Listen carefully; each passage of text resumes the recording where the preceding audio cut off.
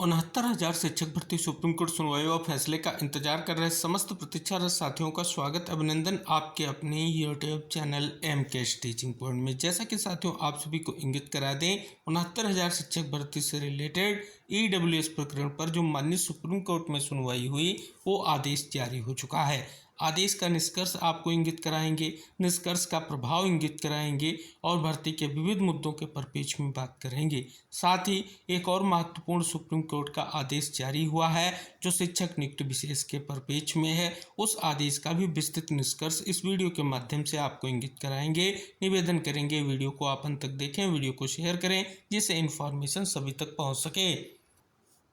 Diary number 39,687/2025 Shivam Pandey versus state of UP, जो ये SLP है, ये 69,000 शिक्षक भर्ती से रिलेटेड ईडब्ल्यूएस आरक्षण मामले से रिलेटेड है और ये जो कल सुनवाई आपकी हुई उससे रिलेटेड कोर्ट का आदेश जो है जारी हो चुका है। नेक्स्ट सुनवाई की टेंटेटिव डेट आपको यहाँ पर 28/10/2025 भी शो हो रही है। ये सुनवाई कोर्ट नंबर 9 में सीरियल नंबर 40 पर हुई। जैसा कि हम आपको पहले भी इंगित करा चुके हैं, हाई कोर्ट डबल बेंच का जो 8/5/2025 का फैसला है उसे चैलेंज करते हुए ये याचिका फाइल की गई है। अगर बात कर ली जाए ईडब्ल्यूएस प्रकरण से रिलेटेड ये मामला है और ये सुनवाई 29/8/2025 को जस्टिस दीपांकर दत्ता और जस्टिस अगस्टिन जॉर्ज मसीह सर की बेंच में सुनवाई हुई। पिटिशनर की ओर से एडवोकेट में आनंद नंदन सर का नाम मेंशन है, कुलदीप मिश्रा सर का नाम मेंशन है और रामेश्वर प्रसाद गोयल जी का नाम मेंशन है। साथ ही यहाँ पर अगर बात कर ली जाए इश्यू नोटिस यानी नोटिस इशू किया गया है और इस याचिका को भी जो आपके आरक्षण मामले की लीडिंग एसएलपी है उसी के साथ टैग कर दिया गया है, एसएलपी नंबर 21,273/2024। जैसा कि आप सभी को इंगित करा दें, diary number 38,554/2024 Ravi Kumar Saxena versus state of UP, ये वही याचिका है जिसके साथ जो ईडब्ल्यूएस प्रकरण का मामला जो यहाँ पर टैग किया गया है, क्योंकि आप यहाँ पर देख सकते हैं एसएलपी नंबर आप सभी यहाँ पर स्पष्ट हो रहा है। अगर बात कर ली जाए आरक्षण मामले से रिलेटेड जितनी भी याचिकाएं हैं उनकी सुनवाई को लेकर के अब निष्कर्ष यहाँ पर स्पष्ट हो रहा है, क्योंकि लिस्टिंग अर्जेंसी एप्लीकेशन के माध्यम से जो सुनवाई हुई उसमें स्पष्ट हो चुका है कि 28/10/2025 को सुनवाई हाई ऑन द बोर्ड होने की पूर्ण संभावना है और अब टेंटेटिव डेट 28/10/2025 यहाँ पर जो है आपको शो होने लगी है। तो एक बड़ी स्पष्ट तौर पर निष्कर्ष की स्थिति ये भी आप सभी के समक्ष जो है आ चुकी है। एक और महत्वपूर्ण जो है सुप्रीम कोर्ट का आदेश आप यहाँ पर देख रहे हैं कि नई नियुक्ति प्रक्रिया में एक भी अयोग्य अभ्यर्थी नहीं हो शामिल। सुप्रीम कोर्ट के आदेश पर स्कूल सेवा आयोग ने शिक्षक पदों पर नियुक्ति के लिए नए सिरे से प्रक्रिया शुरू की है, जिसके तहत 7 व 14 सितंबर को लिखित परीक्षा होगी। इस बीच शुक्रवार को सुप्रीम कोर्ट में इस मामले की सुनवाई के दौरान न्यायाधीश संजय कुमार व न्यायाधीश सतीश चंद्र शर्मा की खंडपीठ ने स्पष्ट रूप से कहा कि नई नियुक्ति प्रक्रिया के तहत एक भी दागी अभ्यर्थी परीक्षा में शामिल नहीं होना चाहिए। एसएससी अधिकारियों को इसकी पुष्टि करनी होगी। सुप्रीम कोर्ट ने एसएससी के अधिवक्ता से पूछा कि अयोग्य अभ्यर्थियों की संख्या कितनी है। जवाब में एसएससी के अधिवक्ता ने बताया कि लगभग 19,000 अयोग्य अभ्यर्थी हैं। साथ ही एसएससी के वकील ने कहा कि एसएससी के पास इन अयोग्य अभ्यर्थियों की सूची तैयार है जिसे 7 दिन क्या शनिवार को भी जारी नहीं की जा सकती है। शुक्रवार को मामले की सुनवाई के दौरान योग्य शिक्षकों के लिए आंदोलन कर रहे जो यहाँ पर अगर आप देखेंगे सुप्रीम कोर्ट में स्पष्ट तौर पर सुनवाई हुई है उसका निष्कर्ष यहाँ पर आप सभी के समक्ष आया है। यानी स्पष्ट तौर पर सुप्रीम कोर्ट ने आदेश दिया है कि नई नियुक्ति प्रक्रिया में एक भी अयोग्य जो अभ्यर्थी है उसे सम्मिलित न किया जाए।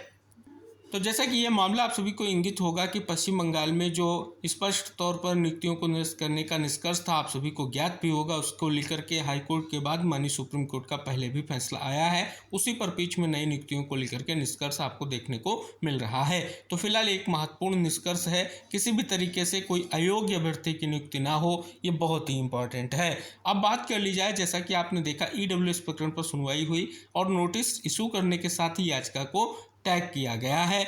आप सभी को इंगित करा दें ईडब्ल्यूएस प्रकरण और इधर जो आरक्षण मामला है इसमें एक स्पष्ट तौर पर आप सभी के मन में जिज्ञासा होगी कि अब क्या निष्कर्ष आएगा, क्योंकि विविध पहलुओं को लेकर के अब क्या प्रभाव पड़ेगा, क्योंकि ये सबसे अहम मुद्दा बना हुआ है। तो आप सभी को इंगित करा दें दोनों प्रकरण में अगर बात कर ली जाए सभी पर एक साथ सुनवाई का उद्देश्य यही है, क्योंकि 69,000 शिक्षक भर्ती से रिलेटेड मामला है और आरक्षण का ही मामला है तो एक साथ सुनवाई होगी। अब सुनवाई का निष्कर्ष निष्कर्ष क्या रहेगा, ये माननीय सुप्रीम कोर्ट में जब सुनवाई होगी, आर्गुमेंट होगा, तभी निष्कर्ष स्पष्ट होगा।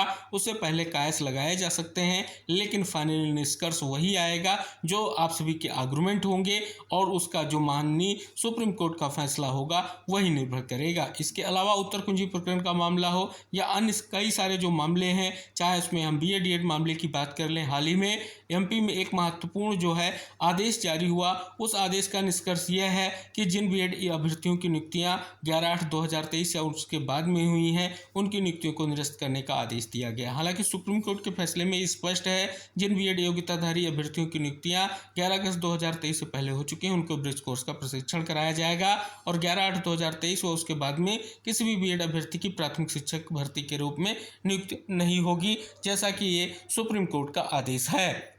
अब बात कर ली जाए, बहुत से कायस आपकी भर्ती के परिपेक्ष में भी लगाए जा रहे हैं कि हाईकोर्ट डबल बेंच ने भर्ती प्रक्रिया को रद्द करते हुए जितनी भी चयन सूचियां उन्हें निरस्त करते हुए नई चयन सूची जारी करने का आदेश दिया है। तो उसमें क्या BEd अभ्यर्थियों को स्थान मिलेगा या नहीं मिलेगा, तो अभी आप सभी को हम इंगित करा दें, इस परिपेक्ष में भी आप सभी का जो भी स्पष्ट तौर पर मत है, अभी उसके लिए अगर बात करें, कायस लगाना जल्दबाजी होगी, क्योंकि माननीय सुप्रीम कोर्ट क्या फैसला करेगा इन परिपेक्षों को लेकर के, जो विविध मुद्दे हैं उनके निष्कर्ष निस्तारण को लेकर के, तो इन सभी को आप जो है स्पष्ट तौर पर ध्यान ना देते हुए आप सभी का एक ही प्रयास होना चाहिए, अब जो नई नेक्स्ट डेट आपके समक्ष आई है उस डेट पर सुनवाई संभव हो, विविध पहलुओं को लेकर के जो निष्कर्ष आना है निष्कर्ष संभव हो, जिससे भर्ती के विविध मुद्दे निस्तारित हो सकें और लंबे समय का इंतजार समाप्त हो सके। तो इसलिए आप सभी को प्रयास करना होगा और ये वो बड़ी इंफॉर्मेशन है जो आपकी भर्ती विशेष से रिलेटेड है। फिलहाल प्रभाव की स्थिति को लेकर के अगर हम बात कर लें, कई अहम पहलू हैं जिनके परिपेक्ष में जब सुनवाई होगी तभी निष्कर्ष संभव हो पाएगा। तो ये विविध निष्कर्ष हैं, वीडियो को शेयर जरूर कीजिएगा जिससे इन्फॉर्मेशन सभी प्रतीक्षारत साथियों तक पहुंच सके, और चैनल पर नए हैं तो चैनल को सब्सक्राइब कर लें, क्योंकि जो भी नेक्स्ट इन्फॉर्मेशन होगी आपके लिए इंपॉर्टेंट होगी। कोई भी वो आदेश जो आपके लिए महत्वपूर्ण होगा, आपको सबसे पहले वीडियो के माध्यम से जानकारी शेयर की जाएगी। तो मिलते हैं नेक्स्ट अपडेट के साथ, तब तक के लिए टेक केयर, बाय बाय साथियों।